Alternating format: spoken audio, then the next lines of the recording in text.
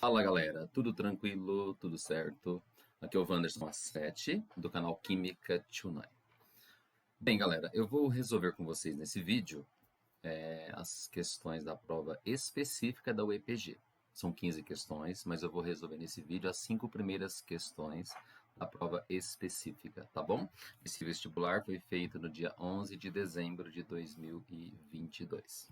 Bora lá? Partiu, muita química na veia. Vamos lá. Primeira questão diz assim: entre as alternativas apresentadas abaixo, identifique aquelas que trazem exemplos corretos de substâncias orgânicas e inorgânicas, respectivamente. E assinale o que for correto. Bom, tem que ser nessa ordem, né? Orgânica e depois inorgânica. Item 1. Água é inorgânica, hidróxido de sódio, que é uma base de arrênios, também. Portanto, esse item errado. Item 2. Etano é um hidrocarboneto, portanto é orgânico. E o dióxido de carbono, apesar de ter carbono, é inorgânico, portanto certa. Item 4. Benzeno também é um hidrocarboneto, que você conhece bastante. E o cloreto de sódio é um sal, que é uma substância inorgânica, então verdadeiro também. 08. Acetona ou propanona, que é a mesma coisa, aquela substância que remove esmalte da sua unha, certo? A acetona, ela é orgânica. Só que o ácido acético também é orgânico, por isso esse item está furado.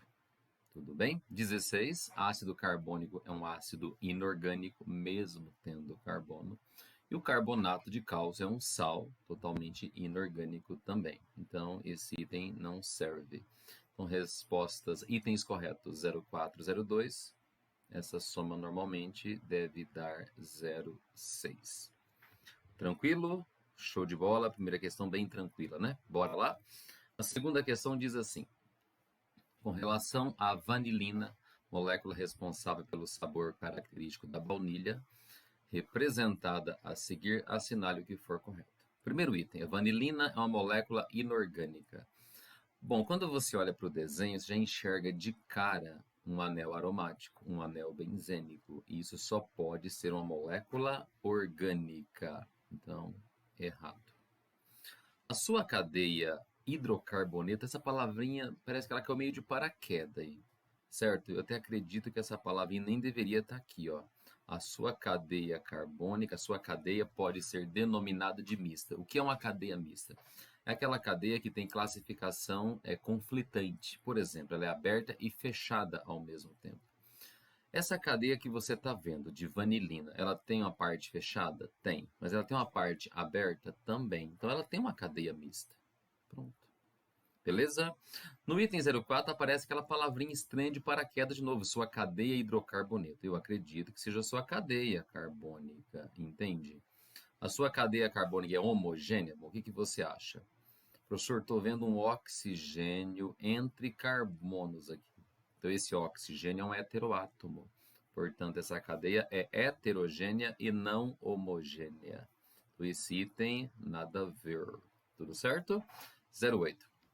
Essa vanilina, ela tem uma cadeia alicíclica, que quer dizer não aromática. Bom, mentira, porque você está vendo um anel hexagonal nessa fórmula que representa uma cadeia aromática. Tendo pelo menos um anel aromático, a molécula, a cadeia já é em si aromática. Então, esse item está incorreto também. 16. Observam-se em sua estrutura os grupos funcionais fenol, éter e aldeído. Vamos verificar? O que é esse OH ligado diretamente no anel aromático? Isso caracteriza um fenol. Não é álcool, é fenol. O oxigênio que eu já destaquei caracteriza um éter.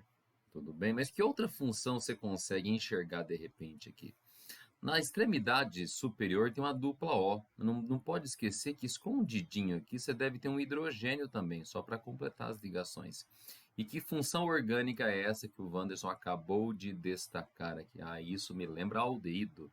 Então, quais são as funções orgânicas presentes na vanilina? Tem fenol, tá na cor azul. Tem éter, que eu destaquei na cor verde. E na cor roxinha eu destaquei para você o aldeído. Então tem fenol, tem éter e aldeído. Então é uma substância de função mista, tudo bem? Então perfeito o item 16. Então, a somatória 16 mais 2 deve dar quanto? 18. A única observação a fazer é que essa palavrinha não encaixou legal aí. Até acredito que ela não deveria estar aí. Tudo bem? Vamos para frente? Questão número 3, de atomística, diz o seguinte. Considere os compostos a seguir representados e sobre suas características químicas assinale o que for correto. Os dados são os números atômicos, para que você faça a distribuição, se necessário for. Aí tem 4 substâncias para a gente brincar. Quais são elas? Primeira, metano. Você conhece o hidrocarboneto dos flatos da vaca, por exemplo, né? KOH é uma base que se chama de hidróxido de potássio, presente nas pilhas alcalinas. HCl, você está acostumado a chamá-lo de ácido clorídrico, perfeito, mas tem um nome até mais bonito que é o cloreto de hidrogênio, quando ele está puro, tudo bem? E por último aparece um sulfeto de cálcio. Item 1. O composto 2 é uma base denominada hidróxido de potássio. Bom, acabei de dizer, esse é exatamente o nome dela, que apresenta ligações iônicas entre o cátion potássio e o ânion hidroxila. Como que um cátion gruda num ânion? Através de uma atração eletrostática.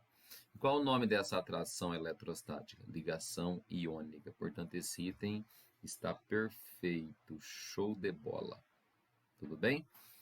02. Os cátions dos compostos 2 e 4, bom, composto 2 e composto 4, então está falando do potássio e do cálcio. O cátion aparece primeiro, então está falando de potássio e de cálcio. Os cátions dos compostos 2 e 4 pertencem a elementos localizados, respectivamente, nos grupos 1 e 2 da tabela. E o nome mais antigo disso é 1A e 2A, que de repente você conhece melhor assim. E esses dois elementos estão no mesmo período. Bom, tem gente que de tanto fazer exercício assim de vestibular, já sacou, já decorou que que potássio e cálcio moram nas famílias 1 e 2, ou grupos 1 e 2. Mas caso você não tenha certeza disso, o que você faz? Potássio tem número atômico 19, o exercício te deu isso. Você vai fazer a distribuição eletrônica. Eu não vou mostrar ela inteira, não precisa disso. Você começa 1s2, 2s2, aquela coisa toda que você já conhece. Sabe onde que vai parar isso aqui? Vai parar no 4s1. E se você fizer a mesma coisa para o elemento cálcio, na sua tabela periódica, ele tem número atômico 20. Fazendo a distribuição do cálcio, você vai terminar em 4s2. Confere. Quem termina em S1, ele sempre mora na família 1A ou grupo 1. Quem termina em S2 mora na 2A ou grupo 2. Por enquanto está tudo certo o item 2. Aí ele fala também sobre o período. Que período que eles moram? Bom, você percebe que o potássio tem elétron até no quarto nível. O cálcio também. Se eles têm elétron até no quarto nível, é porque eles estão no quarto período, quarta linha da tabela periódica. Então, ambos estão no mesmo período, que nesse caso é o quarto período. Então, esse item está tonight forever. Tudo bem?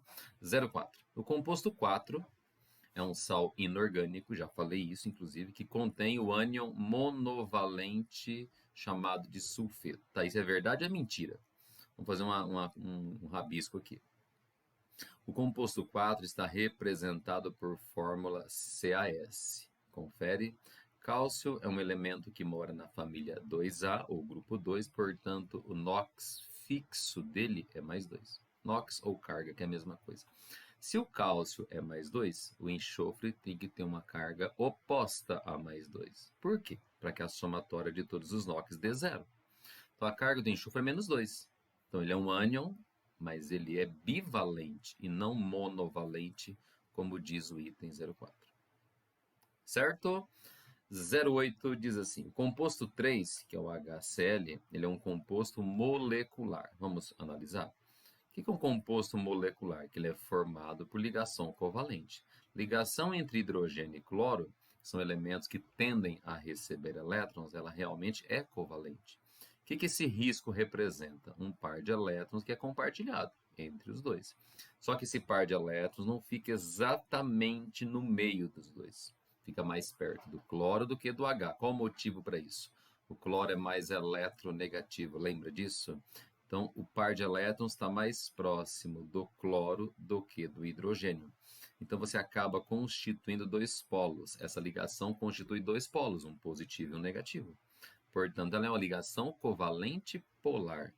E substâncias que são formadas por ligação covalente, você diz que ela é molecular. Portanto, o item 8 está perfeito. Tranquilo? 16. O composto 1 é o metano, CH4. E qual que é a ligação que acontece entre carbono e hidrogênio? Carbono com hidrogênio, eles têm tendência de receber par de elétrons, então a ligação é covalente. Se a ligação é covalente, ela é molecular. E todo mundo já sabia que metano é o quê? Um hidrocarboneto, portanto, ele é orgânico. Então, esse item 16 também está show de bola.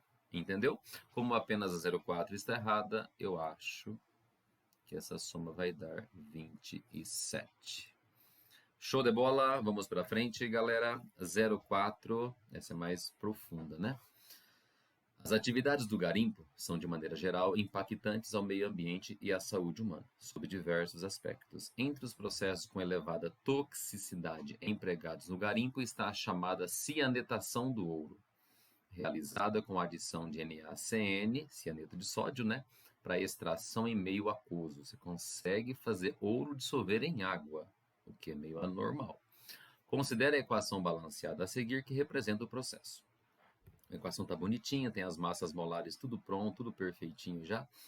Vamos para as assertivas. Primeiro, sobre as características químicas do referido processo e também dos compostos nele envolvidos, assinale o que for correto.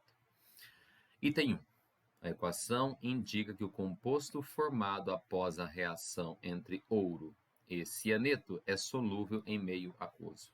Tem dois jeitos de você sacar isso. Quais os dois jeitos, Wander? Primeiro, do lado direito apareceu um sal aqui.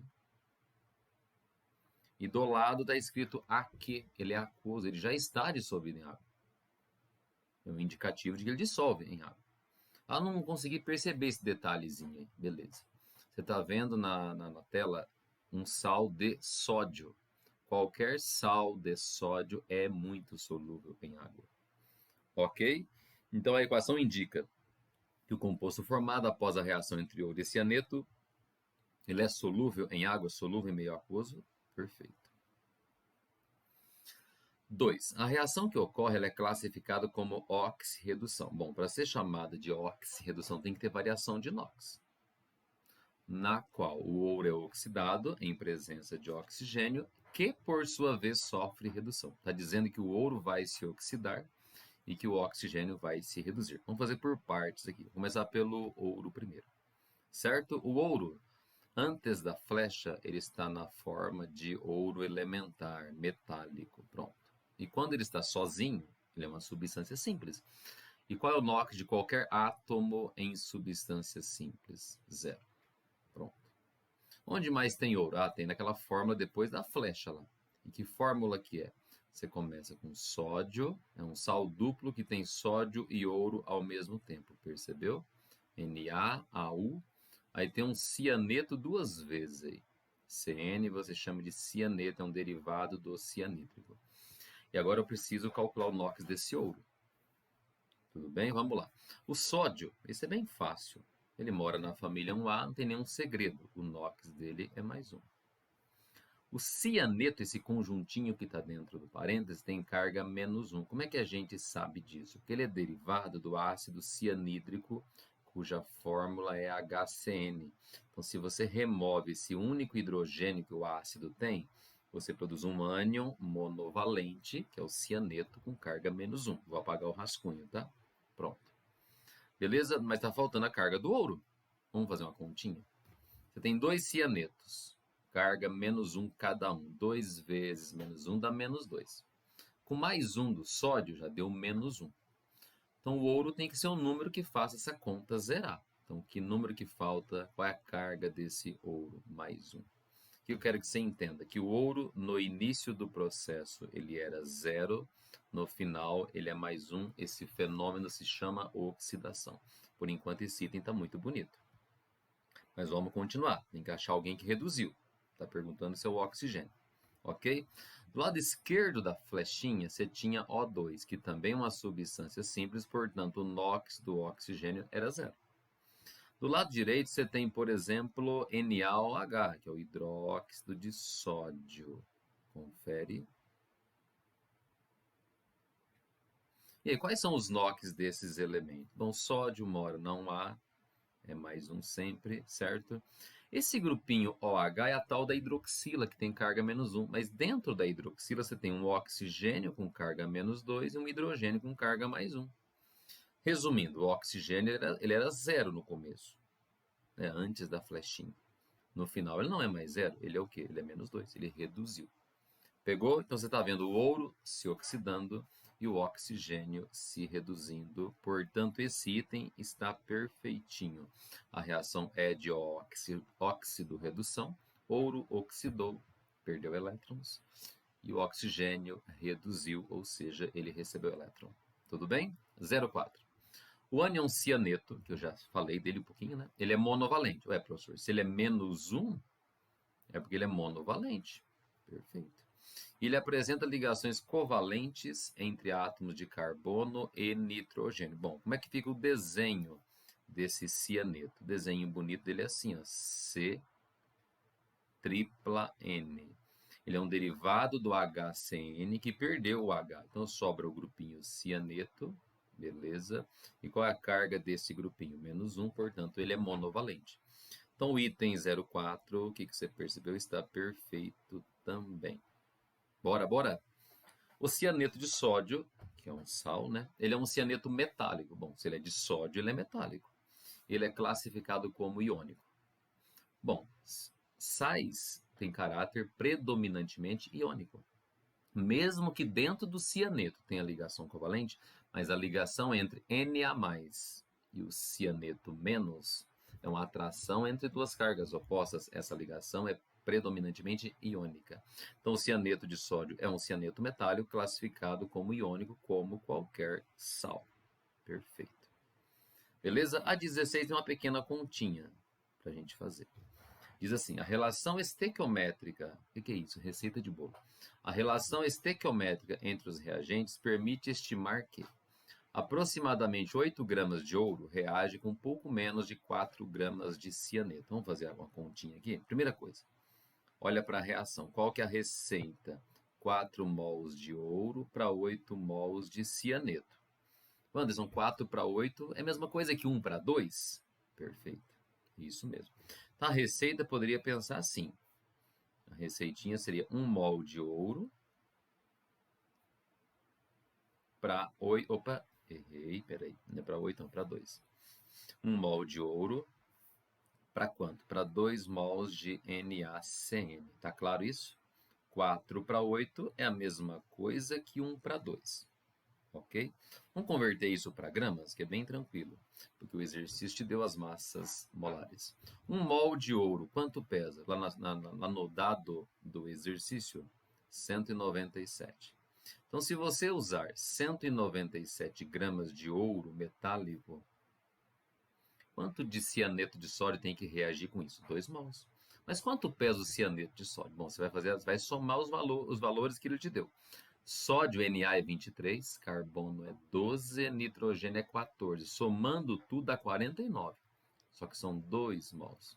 Então são 98 gramas. Perfeito. Essa é a receita. Para cada 197 gramas de ouro, você usa 98 de cianeto de sódio. Percebe que 98 é quase a metade de 197? Os 98,5 era a metade perfeita. Então pensa assim, quantidade de NaCN é quase metade da quantidade de ouro. Quase. Passou pertinho ali, beleza? E aqui, bom, ele está pedindo para você reagir só 8 gramas. Ué, professor, se você vai reagir só 8 gramas de ouro, então a quantidade de cianeto de sódio deve ser quase 4. Porque se 98 é quase metade de 197, a quantidade X que a gente vai encontrar aqui vai dar 3, uns quebrados, quase 4. Nem precisa fazer a conta. Se 98 é quase metade de 197, o X vai ser quase metade de 8. Qual é a metade de 8? 4. Então esse X vai ficar muito próximo de 4. Mas para ficar bonitinho, ó, esse x vai ser um pouquinho menor do que 4 gramas. Então, o último item, o que você percebeu? Perfeito. Para cada 8 gramas de ouro, você precisa de quase 4 gramas de NaCN. Perfeito, o 16. Então, essa tem todas corretas. Somatória do 0,4 vai dar 31. Beleza, vamos para a última desse primeiro vídeo, tá? Eu dividi em 3 partes para ficar melhor, ficar mais curto. Vamos embora? Número 5. Para combater a emissão de poluentes por veículos com determinados motores a diesel, a legislação brasileira exige, desde 2009, o uso de um produto chamado Arla 32, no sistema de exaustão dos veículos. O composto Arla, ele é um fluido composto de ureia com alta pureza, dissolvida em água desmineralizada, a uma concentração de 32% massa-massa. O que é isso, 32% massa-massa? Se você pegar, por exemplo, 100 gramas desse Arla, você vai ter 32,5 de ureia e os outros 67,5 de água desmineralizada. Faz sentido? Vou até anotar essa proporção já. Tá? A proporção seria o seguinte: 32,5. Vamos supor 100 gramas de solução, tá? 32,5 gramas de ureia. Para quanto de água? É o que falta para 100, Wanderson. Que vai dar 67,5 gramas de quem? Vou chamar A de água. Essa é a proporção. Mas deixa eu ver. A função do Arla é reduzir a emissão de óxidos de nitrogênio. Já saí de enxergar isso. Considere as equações balanceadas a seguir, que são representativas dos processos descritos. Bom, num primeiro momento, a ureia reage com a água, produzindo amônia e CO2. Aí, essa amônia produzida na primeira etapa vai entrar lá na segunda etapa. O que ela vai fazer? Ela vai, vamos usar uma palavrinha mais simples, vai destruir o NO, que é um poluente. Vai fazer o NO virar N2, que não faz mal para ninguém. Na terceira etapa, a amônia também, que pode ser produzida lá na primeira etapa, ela vai destruir o NO2 e fazê-lo virar N2 também. Entendeu a ideia? Por que essa Arla é interessante, que se usa nos veículos a diesel, beleza? Voltando. Na composição do Arla 32, para cada 250 gramas de água, a massa de ureia proporcional será de 81,25. Nem necessita fazer a conta, dá para fazer meio por aproximação, quer ver? Em 67,5 de água, você tem 32,5 de ureia. E se você tivesse 250 de água? Quanto será que teria dentro disso, né? Em relação à ureia? Ah, não sei. Chamei de X. Não precisa fazer conta. Dá para eliminar, quer ver? 32,5 é quase metade de 67,5. Quase metade. Então, o X que você está buscando aí, ele vai valer quase metade de 250. De maneira bem arredondada, mas bem zoada mesmo, em torno de 120 gramas. Mas não tem nada a ver com 81 que o exercício te falou. Só daria certo 81,25 se os 250 gramas aqui fosse do Arla e não da água. Se fosse 250 gramas de solução, aí daria 81,25. Mas é 250 de água, portanto, esse item está incorreto. Pronto. Beleza? Tudo certo? A equação número 1 representa o processo da hidrólise da ureia. Para quem não lembrava, ureia é uma amida. E a amida, nesse caso, está reagindo com água, desmembrando-se em duas coisas, no que? Amônia e CO2. Isso é uma hidrólise de uma amida, ou é a hidrólise da ureia, com a produção de amônia. Então, esse item está perfeito. As equações 2 e 3 demonstram que as reações que visam a redução de emissão dos óxidos poluentes... Eu li errado. As equações 2 e 3 demonstram as reações que visam a redução da emissão dos óxidos poluentes de nitrogênio por meio de oxirredução. Espera aí. Para ter oxirredução, tem que alguém mudar de NOx. Tem que achar pelo menos um camarada aí que mudou de NOx. Bom, eu acho legal você analisar o NO. Que vê que bonitinho. Você percebe que lá na equação 2, estou analisando a 2. Na equação número 2, você começa com NO, e esse NO, depois do processo, ele é convertido em N2. Consegue perceber isso? Qual que é o NOx do nitrogênio? Nessa substância aqui, bom, professor, o óleo eu sei que é menos 2, em qualquer óxido. Automaticamente o nitrogênio é mais 2. E lá no final, o nitrogênio é uma substância simples, o NOx é zero. Então quer dizer que o nitrogênio rapidamente caiu de 2 para 0. Sem contar que tem outros nitrogênios na mesma equação que devem ter sofrido oxidação. Mas se você percebeu alguém que mudou de NOx, certeza que ela é de oxirredução. Tá, 2 já fechou, ela é uma reação de óxido-redução. E a terceira? A terceira dá para fazer parecidíssimo, dá para você partir do NO2. Concorde que o NO2, que é um poluente, assim que ele reagir com a amônia, que veio lá do Arla 32, vai se converter em N2 também. E aí, você consegue já enxergar uma variação de NOx? Oxigênio nos óxidos, menos 2. 2 vezes menos 2, eu acho que dá menos 4. Automaticamente, nitrogênio vai ser mais 4. E lá no final, o nitrogênio ele é zero, porque é uma substância simples. Teve variação de NOx na terceira equação? Teve, portanto, ela também é de oxirredução. Perfeito. Tudo bem? 08. Os óxidos de nitrogênio são classificados como óxidos ácidos e, quando liberados na atmosfera, podem reagir com a água, contribuindo com a chuva ácida. Tem um probleminha aí. Não é todo óxido de nitrogênio que é ácido. O NO2, sim. Ele pode virar ácido nitroso e nítrico quando reage com água. Porém, o NO, que está aqui, ele não é classificado como óxido ácido. Vou até escrever aqui, ó. Ele é um óxido classificado como neutro. O que é um óxido neutro ou indiferente? O que é isso? É aquele óxido que não reage com água, não reage com ácido e não reage com base. Então, o NO2, sim, é ácido. O NO, não, ele é neutro. Por causa disso, esse item está incorreto. Tudo certo? 16. Nas condições normais de temperatura e pressão, 22,4 litros de NO, ao reagirem em proporção estequiométrica com amônia, produzem o dobro de volume de N2. Espera aí, está falando do NO. NO participa aqui da reação 2. Você percebe que 4 mols de NO, que é um gás, produz 4 mols de N2, que também é um gás. Então é 4 mols para 4 mols. Isso. Ou 1 mol para 1 mol? Perfeito. Como os dois são gasosos nas mesmas condições, dá para dizer também que é 1 litro para 1 litro. A mesma proporção que existe em mols, existe em litro. Então não é errado você dizer que 1 litro de NO vai produzir 1 litro de N2 nas mesmas condições. É óbvio. Então é 1 para 1 a receita aqui. Então, se você partir de 22,4 litros de NO e tiver os outros reagentes suficientes, quanto de N2 você vai produzir? Os mesmos 22,4, não o dobro de 22,4. Então, errado. Beleza? Corretas, deixa eu ver, 4 e 2, que normalmente dá quanto essa soma? 6. Aí você, para quem conferiu a prova, o gabarito da UEPG, vai perceber que vai dar uma diferença em relação ao gabarito. Que lá acho que constava como sendo 15. Vou até anotar aqui, ó. Gabarito UEPG, tá diferente desse do Wanderson. Gabarito provisório, tá?